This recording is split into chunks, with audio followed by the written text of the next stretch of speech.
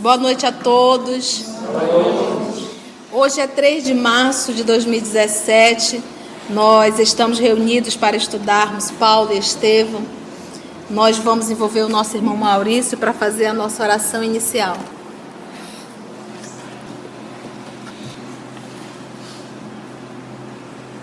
Querido Mestre e amigo Jesus, é com tanta felicidade, Senhor, que nos encontramos reunidos em Teu nome, com tantos corações queridos, tantas novas amizades, tantas amizades reencontradas, saudade que nem sabíamos que tínhamos, e aqui descobrimos o quão saudável é estar em meio a esses irmãos. Que esse momento de estudo seja não só de conhecimento, Senhor, mas de abundância. Abundância em luz, em bálsamos de carinho, de ternura, de amor, por todos aqueles que nos acompanham, que são trazidos, que se fazem presentes, necessitando de um amparo, necessitando de socorro, de consolo, de orientação. Que esse estudo, Senhor, se propague muito além deste local. Que as bênçãos aqui distribuídas sejam igualmente repassadas em nosso lar, no nosso trabalho, nos locais de atendimento. Que o amor cresça, que a bondade se difunda e que aos poucos nós possamos tornar esse local cada vez melhor. Abençoe e guarda a cada um de nós e a cada um daqueles que não puderam estar presentes, e igualmente aqueles que foram trazidos aqui conosco. Muito obrigado, que assim seja.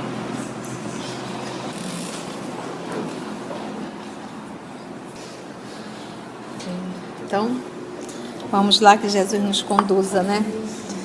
Paulo, já na Espanha, realizando seu trabalho ao qual ele se propôs, na chegada de Pedro a Roma, Pedro solicitou que Paulo não fosse, que ficasse um pouco mais, mas Paulo, com aquele espírito muito resoluto, muito firme, e com aquele desejo de dar continuidade ao trabalho do Evangelho, ao qual ele se propôs, da divulgação, ele disse que iria e foi. Foi para a Espanha, estava realizando o trabalho, foi em Tortosa, fundando igrejas domésticas, divulgando o cristianismo, e de repente chega um aviso que João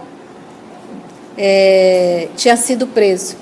O Tigelino, muito perverso, estava prendendo os cristãos e torturando. Mergulhava alguns em camburão de água fervendo, em água, atava em poste e jogava azeite quente e obrigava os seus soldados a verem essa tortura toda. E ele sentia prazer nisso. Então, era uma época muito difícil. João Evangelista estava preso. Paulo não estava preocupado se ele iria morrer ou não, não era isso. A preocupação de Paulo, como também a de Pedro, era o trabalho que João realizava em Éfeso. Então, era um instrumento que estava sendo muito útil para o Cristo, porque morrer seria liberdade para eles. Mas João estava sendo muito útil ainda, o trabalho que ele estava realizando em Éfeso.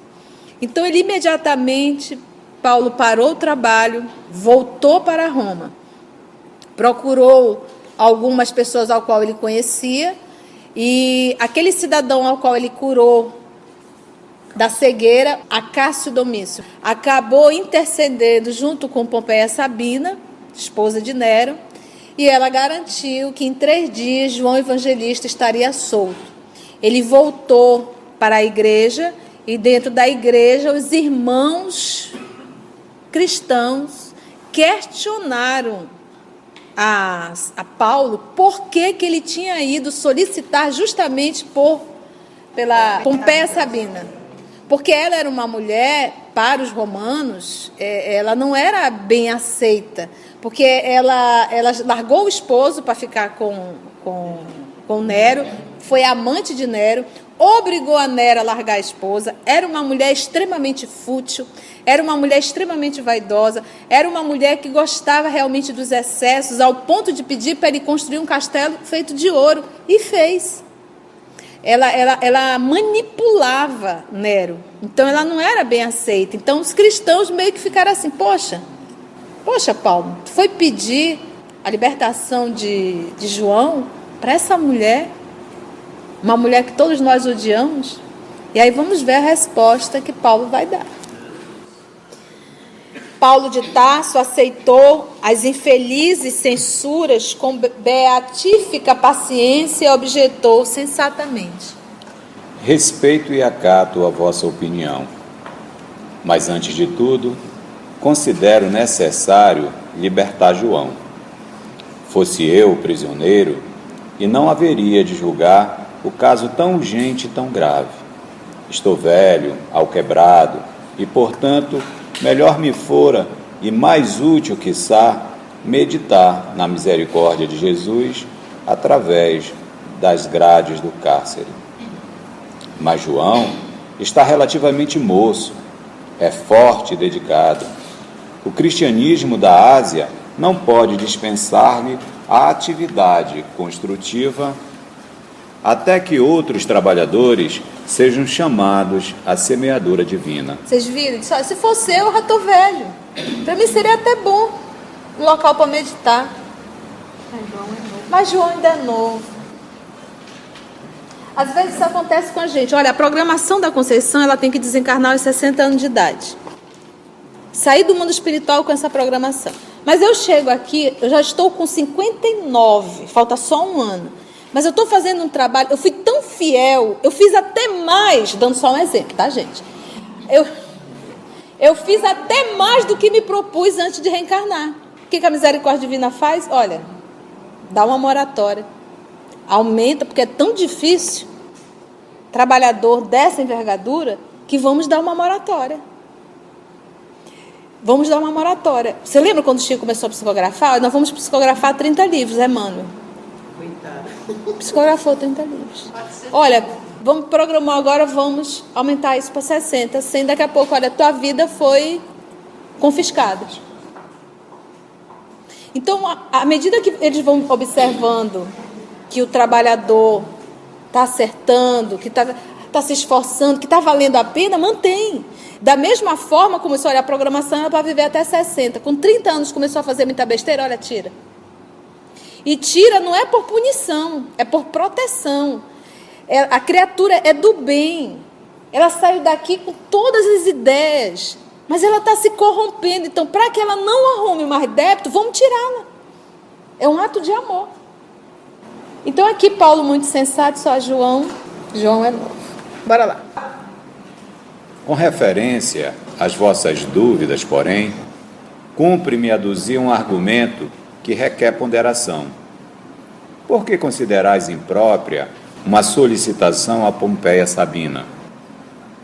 Tereis a mesma ideia se me dirigisse a Tigelino ou ao próprio imperador? Não serão eles vítimas da mesma prostituição que estigmatiza as favoritas de sua corte? Vocês entenderam aí? É só porque ela é mulher? Por um acaso o imperador também não é um prostituto? Tigelino também não é um prostituto? E tem uma carta de Paulo, que a pessoa diz que tem erro de tradução, ao qual ele coloca a mulher assim como um ser desprezível. Então, hoje eles estão começando a rever que essa carta tem tradução equivocada. Por isso que Paulo, Emmanuel, comenta aqui o amor dele pela família de Paulo, o respeito dele por Abigail, o respeito dele pelas mulheres do Evangelho, a própria mãe. Então, você vê que tem alguma coisa errada nessa carta, ao qual ele coloca a mulher assim como um ser. Vamos lá. Se combinasse com um militar embriagado do Palatino as providências imprescindíveis à libertação do companheiro, talvez aplaudisseis meu gesto sem restrições.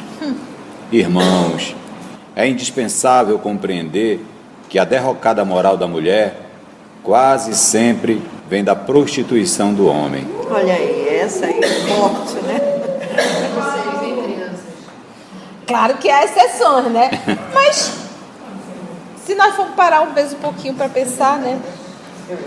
A mulher ainda diz assim, não, hoje em dia isso não cabe muito, né? Mas naquele período principalmente que a mulher não trabalhava, não podia se manter, não tinha voz, né? Era um caso assim. Bora lá. Concordo em que Popéia não é a figura mais conveniente ao feito, em virtude das inquietações da sua vida. Entretanto, é a providência que as circunstâncias indicaram, e nós precisamos libertar o devotado discípulos do Senhor. Isso é o que eu tenho, irmãos. E vocês lembram que eu trouxe a história de Popéia, vocês lembram?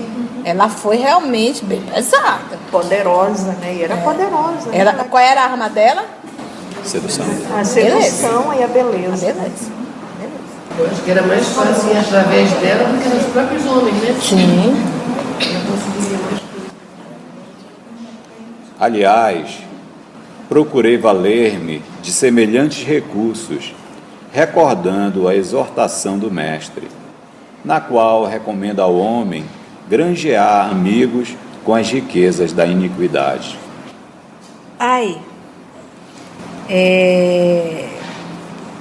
Porque ela está com a riqueza, a Popéia, mas é uma riqueza da iniquidade. Da iniquidade. E aquele Granjear amigos, inclusive, aí. ele faz referência à parábola do administrador infiel. Né? Da administrador infiel. Vamos lá. Considero que quaisquer relações com o Palatino constituem expressões da fortuna iníqua, mas suponho útil mobilizar os que se conservam mortos no pecado para algum ato de caridade e de fé, pelo qual se desliguem dos laços com o passado delituoso, auxiliados pela intercessão de amigos fiéis. O Palatino, gente, é o Monte Palatino, tá? Fazia parte das 7 colinas, tá? O Palatino era o Fórum Romano, tá? E também o próximo, eu acho que próximo, o Circo Máximo, também no Palatino, tá bom? Que quaisquer relações com o Palatino, considero que quaisquer relações com o Palatino constitui a expressão da fortuna iníqua. Qualquer um. É porque próximo ali do Palatino ficavam todos os palácios, tudo, né? É. O fórum, tudo, o circo, tudo. Aí ele diz, olha, é fantástico isso aqui. Mas suponho útil mobilizar os que se conservam mortos no pecado para algum ato de caridade e de fé. Por exemplo, isso que Popéia fez, ela tem tantos erros, mas isso que ela fez já vai contar. Veja, é como se a senhora deu a oportunidade dela fazer o bem. A elucidação do apóstolo espalhou grande calma em todo o recinto. Em poucas palavras, Paulo de Tarso fizera ver aos companheiros transcendentes conclusões de ordem espiritual. Ele relatou que essa criatura poderia estar tendo uma oportunidade de fazer o bem. Ele retratou a própria lição de Jesus, angariais o amigo, inclusive aqueles que obteve pela riqueza iníqua. Então ele saiu E o primeiro ponto, olha, ele é muito jovem. Se fosse eu, podia me deixar lá. Mas o trabalho que ele ainda tem a realizar é muito grande. A promessa não falhara. Em 3 dias, o filho de Zebedeu era restituído à liberdade. E João sofreu suplício lá dentro, viu? João estava abatidíssimo. Os maus tratos, a contemplação dos quadros terríveis do cárcere, porque ele viu um irmão ser jogado dentro de uma água em ebulição. Depois ele pegava os restos e jogava para os peixes. Então você imagina a tortura emocional que esse homem viveu. A contemplação dos quadros terríveis do cárcere, a expectação angustiosa, haviam-lhe mergulhado o espírito em perplexidades dolorosas. Imagina o estado emocional dele. Pedro alegrava-se, mas o ex-rabino, atento à tensão ambiente, sugeriu o regresso do apóstolo Galileu à Ásia sem perda de tempo. A igreja de Éfeso esperava. Jerusalém devia contar com a sua colaboração desinteressada e amiga. João não teve tempo para muitas considerações, porque Paulo, como que possuído de amargos pressentimentos, foi ao porto de Órtia para predispor o seu embarque, aproveitando o navio napolitano prestes a largar para Mileto. Colhido pelas providências e impossibilitado de resistir ao resoluto ex-rabino, Paulo é danado. Isso é, tu vai, não estou perguntando não, tu vai, já está, ele resolveu tudo. Como ele diz assim, não adianta, o homem resolve tudo mesmo, não tem jeito. Né? Era característica de Paulo, gente. Colhido pelas providências e impossibilitado de resistir ao resoluto ex-rabino, o filho de Zebedeu embarcou em fins de junho de 64. Jesus saiu para a pregação com 30 anos. Ficou até 33. Foram 3 anos de pregações ostensivas. Ele com 30 anos, ou seja, no ano 30, ele chamou João, que deveria ter entre 13 e 14 anos. Então aqui, 34 mais 13, 47 anos, 40 e poucos anos ainda. Então, relativamente jovem. Paulo já estava com...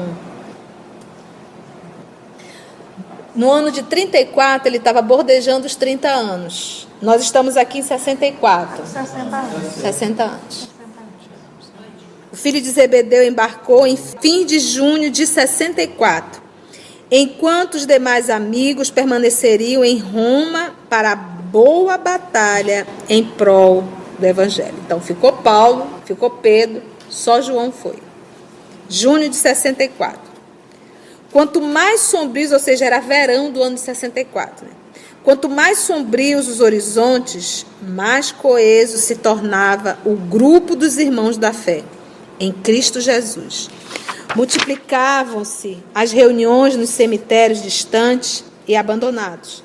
Naqueles dias de sofrimento, as pregações pareciam mais belas. Até a gente, quando a gente está sofrendo, assim, passando por uma dor, né? A gente junta as mãos para orar, a oração tem outro sentido, tem outra... Porque acompanha a emoção. Então, esse período aqui de dor, de testemunho, eram as melhores reuniões que tinham. Paulo de Tarso e os cooperadores desdobravam-se em edificações espirituais. Quando a cidade foi sacudida de súbito por espantoso acontecimento. Na manhã de 16 de julho de 64, olha aqui, irrompeu violento incêndio nas proximidades do grande circo, abrangendo toda a região do bairro localizado entre o Célio, que é a colina, e o Palatino. Essa data aqui, lembra que essa obra foi psicografada em Pedro Leopoldo, na Fazenda Modelo, no porão. Não tinha internet e até hoje em Pedro Leopoldo não tem biblioteca. O Emmanuel coloca a data. Hoje eu posso acessar o Google e ele coloca essas datas. Todas essas informações que tem aqui histórica, tudo a titia pesquisou. Tudo eu fui para me ver. Não era para ver se Emmanuel tinha errado ou se Chico tinha errado. Era para trazer para o grupo que todas as informações que estão na obra Paulo Estevam está de comum acordo com a história. e que muitas informações só foram descobertas em 1990, 1995, 2000, quando aquele fala que o primeiro evangelho é de Mateus. Tem muitos hoje estudantes da teologia que dizem que o primeiro evangelho foi do Marcos. Hoje já começam a rever, já diz que não foi de Marcos. E essa obra tem tudo isso. Então esse é um romance que a gente diz, é um romance histórico, geográfico, porque ele vai retratando toda a parte da geografia. Então você não lê livro psicografado com todo esse material. Não lê. E detalhe, psicografado em 1941. 1941. Essa obra. Entendeu? Olha aqui. Então aqui foi o incêndio de Nero. 16 de julho, verão. Tu imagina. Por isso que aquele fogo tomou uma proporção enorme. De 64. Irrompeu violento incêndio na proximidade do grande circo, abrangendo toda a região do bairro localizado entre as duas colinas. O fogo começara em vastos armazéns repletos de material inflamável e propagara-se com rapidez assombrosa. Em vão foram convocados os operários e homens do povo para atenuar-lhe a violência. Em vão a turba numerosa e compacta movimentou recursos para aliviar a situação. As labaredas subiam sempre, alastrando-se com furor, deixando montões de escombros e ruínas. Roma inteira acudia a ver o sinistro espetáculo, já empolgada pelas suas paixões ameaçadoras e terríveis. O fogo, com prodigiosa rapidez, deu volta ao Palatino e invadiu o Velabro, 7 colinas. O primeiro dia findava-se com angustiosas perspectivas. O firmamento cobria-se de fumo espesso, iluminando-se grande parte das colinas com o clarão odioso do incêndio terrível. As elegantes construções do Aventino e do Célio, que também são as colinas, pareciam árvores secas de floresta em chamas. Acentuara-se a desolação das vítimas da enorme catástrofe. Tudo ardia nas adjacências do fórum. Começou o êxodo, a saída, com infinita dificuldade. As portas da cidade congestionavam-se de pessoas tomadas de profundo terror. Animais espavoridos corriam ao longo das vias públicas como acossados, perseguidos por perseguidores invisíveis. Prédios antigos de sólida construção ruíam com sinistro estrondo. Todos os habitantes de Roma desejavam distanciar-se da zona comburente. Ninguém mais se atrevia a atacar a fogueira indomada. O segundo dia apresentou-se com o mesmo espetáculo inesquecível. Imagina 2 dias de incêndio. Os populares desistiram de salvar alguma coisa. Contentavam-se em poder enterrar os mortos sem conta, encontrados nos locais de possível acesso.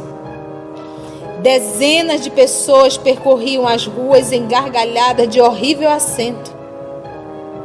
A loucura generalizava-se entre as criaturas mais impressionáveis. Macas improvisadas conduziam feridos sem destino certo. Longas procissões invadiam os santuários para salvar as suntuosas imagens dos deuses. Milhares de mulheres acompanhavam a figura impassível dos números, dos seres divinos tutelares, em dolorosas súplicas, fazendo votos de penosos sacrifícios em vozes estentóricas. Homens piedosos apanhavam no remoinho das multidões estonteadas as crianças massacradas ou apenas feridas. Toda a zona de acesso à Via Ápia, em direção de Alba Longa, a cidade, estava entupida de retirantes apressados e desiludidos. Centenas de mães gritavam pelos filhinhos desaparecidos e, não raro, tomavam-se providências à pressa para socorrer as que enlouqueciam. A população em peso desejava abandonar a cidade ao mesmo tempo. A situação tornara-se perigosa. A turba amotinada atacava as liteiras dos patrícios. Somente os cavaleiros desassombrados conseguiam romper a massa humana, provocando novas blasfêmias e lamentações. O fogo já havia devorado quase totalmente os palacetes nobres e preciosos das Carinas. Eram mansões, eram casas confortáveis, apartamentos luxuosos dos patrícios romanos. Legal. E continuava destroçando os bairros romanos, entre os vales e as colinas, onde a população era muito densa. Durante uma semana, dia e noite, lavrou o fogo destruidor, espalhando desolações e ruínas. Gente, 7 dias de fogo. Destruiu toda Roma. Das 14 circunscrições em que se dividia a metrópole imperial, apenas 4 ficaram incólumes. 3 eram uma aluvião de escombros fumegantes, e as outras 7 conservavam tão só alguns vestígios dos edifícios mais preciosos. O imperador estava em Antium, né? É porque as pessoas dizem que no momento que estava tocando, que estava pegando fogo em Roma, ele estava no seu palácio tocando um instrumento, aquele tipo harpa, né? Mas era outro nome, que ele tocava o instrumento. Então a história diz isso. Aqui o Emmanuel não retrata isso. O imperador estava em Antium quando irrompeu a fogueira por ele mesmo idealizada. Então olha só, ele idealizou, então alguém realizou. Pois a verdade é que a história, ele diz, a verdade é que, desejoso de edificar uma cidade nova, com os imensos recursos financeiros que chegavam das províncias tributárias, projetaram o incêndio famoso, assim vencendo a oposição do povo que não desejava a transferência dos santuários. Então ele idealizou, arrumou quem o fizesse, foi para uma outra cidade e mandou tocar fogo. Olha o nível de loucura. Porque o povo não queria que mudasse santuário. Não, mas eu quero, toca fogo em tudo, a gente vai reconstruir. Tem dinheiro para isso? Antium, em latim, tipo um município. Ok. Além dessa medida de ordem urbanista, o filho de Agripina, quem é o filho de Agripina? Caracterizava-se em tudo pela sua originalidade satânica. Presumindo-se genial artista, não passava de monstruoso homem vil, tá? Assinalando a sua passagem pela vida pública com crimes indeléveis, inapagáveis, tá, gente? E odiosos. Não seria interessante apresentar ao mundo uma Roma em chamas? Nenhum espetáculo a seus olhos seria inesquecível como esse. Depois das cinzas mortas, reedificaria os bairros destruídos. Seria generoso para com as vítimas da imensa catástrofe. Passaria a história do império como um administrador magnânimo e amigo dos súditos sofredores. Essa era a intenção dele.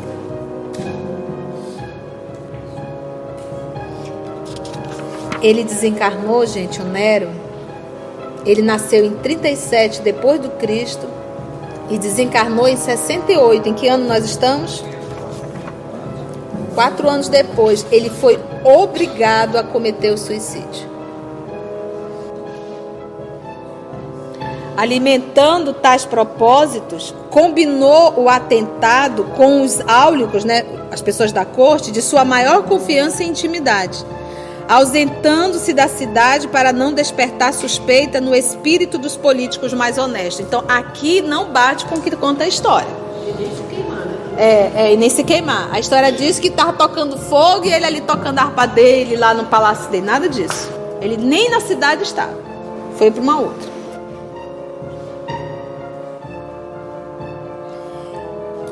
combinou o atentado com os funcionários da corte de sua maior confiança e intimidade, ausentando-se da cidade para não despertar suspeita no espírito dos políticos mais honestos. Entretanto, não pudera prever ele próprio a extensão da espantosa calamidade. O incêndio tomara proporções indesejáveis. Seus conselheiros menos dignos não puderam pressentir a amplitude do desastre. Arrancado à pressa dos seus prazeres criminosos, o imperador chegou a tempo de observar o último dia de fogo, verificando o caráter da medida odiosa. Dirigindo-se a um dos pontos mais elevados, contemplou um montão de ruínas e sentiu a gravidade da situação. E deve ter dito, não tem dinheiro para fazer. O extermínio da propriedade particular atingira proporções quase infinitas. Não se pudera prever tão dolorosas consequências. Reconhecendo a irritação justa do povo, Nero procurou falar em público, esboçando algumas lágrimas na sua profunda capacidade de dissimulação. Prometeu auxiliar a restauração das casas particulares. Declarou que compartilhava do sofrimento geral e que Roma se levantaria novamente sobre os escombros fumegantes, mais imponente e mais bela. Vocês percebem que o discurso é o mesmo? Imensa multidão ouvia-lhe a palavra, atenta aos seus mínimos gestos. O imperador, na sua mímica teatral, assumia atitudes comovedoras. Referia-se aos santuários perdidos, debulhado em pranto. Invocava a proteção dos deuses a cada frase de maior efeito. E hoje a pessoa diz, se Deus quiser, Deus há de... E a gente fica olhando. E aquele evocava os deuses da época. A turba sensibilizara-se. Jamais o César se mostrara tão paternalmente comovido. Não seria razoável duvidar das suas promessas e observações? Em dado instante, a sua palavra vibrou mais patética e expressiva. Comprometia-se solenemente com o povo a punir inexoravelmente os responsáveis. Vamos prender os responsáveis. Procuraria os incendiários, vingaria as desgraças romanas sem piedade. Rogava mesmo a todos os habitantes da cidade cooperassem com ele, procurando e denunciando os culpados. Nesse momento, quando o verbo imperial se tornara mais significativo, notou-se que a massa popular agitava estranhamente. Maioria esmagadora irmanava-se agora num grito terrível. Vai, gente, grita aí.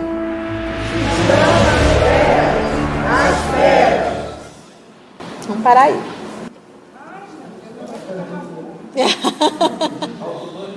A costa larga. Então agora é que vai começar. Então, mais uma vez aqui, uma obsessão coletiva. Lembra quando Pilatos ofereceu ao povo de Jerusalém libertar um preso naquela Páscoa, como ele sempre fazia? Ele disse, bem, o pessoal odeia Barrabás. Com certeza vão pedir para libertar Jesus e deixar preso Barrabás. Para surpresa de Pilatos, o povo pediu a prisão do Cristo e a liberdade de Barrabás. Aqui nesse momento, mais uma vez uma obsessão coletiva, o povo grita em uma só voz. Cristãos às férias. O povo. Gente, foi bom? Vamos agora para o testemunho, né? Eu só tenho a agradecer por mais essa oportunidade que nos alimenta, que nos fortalece tanto, né? A gente vê e acompanhar a história dos cristãos, a gente percebe que a nossa vida é uma maravilha, né? Que o testemunho que nós somos chamados, alguns de nós, né? Outros às vezes estão em testemunhos bem dolorosos, mas às vezes a gente reclama de tão pouco, né? Meus irmãos, a música será a nossa prece de encerramento, tá bom? Vamos lá nos concentrar, será a nossa oração. Agradecemos já ao nosso Senhor Jesus por essa oportunidade que tivemos. Agradecemos aos nossos amigos espirituais tão bondosamente conduzindo esse nosso trabalho e que possamos assim nos concentrar para ouvirmos a música que será a nossa oração.